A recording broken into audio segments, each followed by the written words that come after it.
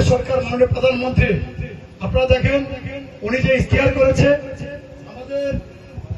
আমাদের ভোটের কালির দাগ শুকানোর আগেই আমাদের মাননীয় প্রধানমন্ত্রী আমাদের ফ্যামিলি কার্ড শুরু করে দিয়েছে, আমাদের কৃষি কার্ড করে দিয়েছে, শুরু করে দিয়েছে। হয়তো আমাদের এখানে এখন পর্যন্ত পৌঁছে নাই।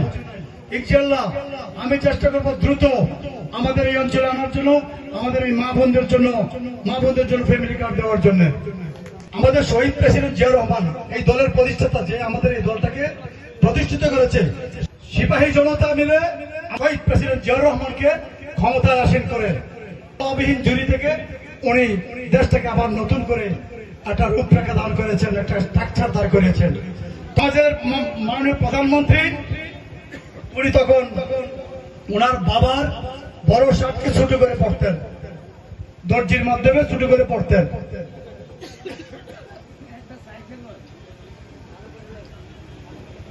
তাই আমার কাছে এখন মনে হচ্ছে আমরা যদিও জিয়া রহমানকে দেখি নাই, আমাদের এই নতুন প্রজন্ম জিয়া রহমান সাহেবকে দেখে নাই, জিয়া রহমান সাহেবের গল্প শুনছে।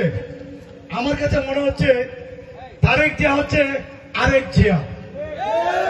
ওনার যে স্বপ্ন, ওনার যে চিন্তা ভাবনা, আমার কাছে মনে হচ্ছে গ্রামের ওই যে আমাদের এই সাধারণ সহজ সরল মানুষ যারা আছে, মা বোনেরাও বিশ্বাস করতে শুরু করেছে তারেক রহমান এই দেশটাকে নতুন করে আবার ঢেলে সাজাবার স্বপ্ন দিচ্ছে।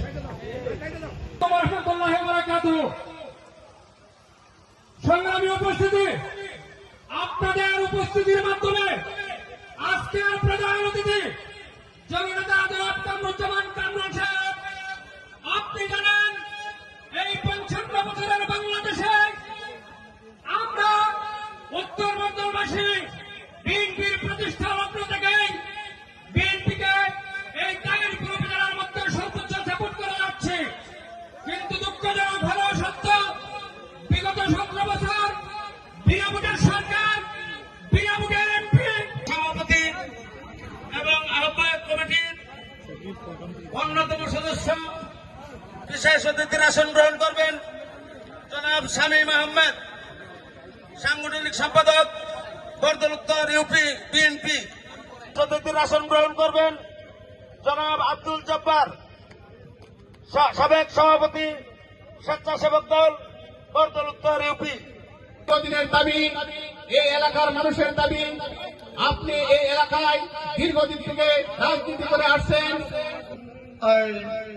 সবিক আহ্বায়ক হয়েছে, সভাপতি হয়েছে, এনাম সেক্রেটারি হয়েছে, তাদের সাথে কিন্তু কম্পিটিশন রোল করছে। আরো বাগাঘাট পর্যন্ত চলে গেছে।